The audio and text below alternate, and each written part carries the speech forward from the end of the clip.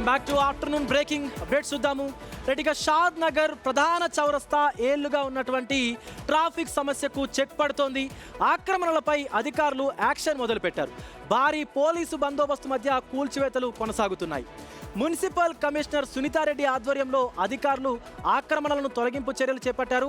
పట్టణ సిఐ సీతారాం, పలువురు ఎస్ఐలు, మున్సిపల్ అధికారులు, ఇతర శాఖల సిబ్బంది పెద్ద సంఖ్యలో అక్కడ మోహరించారు. ఎలాంటి అవాంఛనీయ ఘటనలు జరగకుండా పక్కడ్బందీ ఏర్పాటు చేశారు.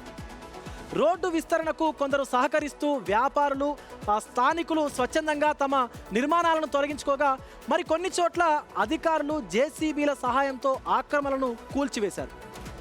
రైట్, షాద్ నగర్కు సంబంధించి ప్రధాన కూడలి వద్ద అయితే చాలా ఏళ్ళుగా ట్రాఫిక్ కష్టాలు చూశారు షాద్ నగర్ ప్రజలు. సో ఇప్పుడు మొత్తానికి అక్కడ ఉన్నటువంటి ఆక్రమణలు అయితే అటు పోలీసులు, ఇటు మున్సిపల్ అధికారులు ఇద్దరు కలిసి కూడా తొలగించేశారు. రైట్, కొంతమంది స్వచ్ఛందంగా వచ్చారు, మరి కొంతమంది దగ్గర మాత్రం అధికారులు జేసీబీలతో అయితే ఆక్రమణని తొలగించేశారు.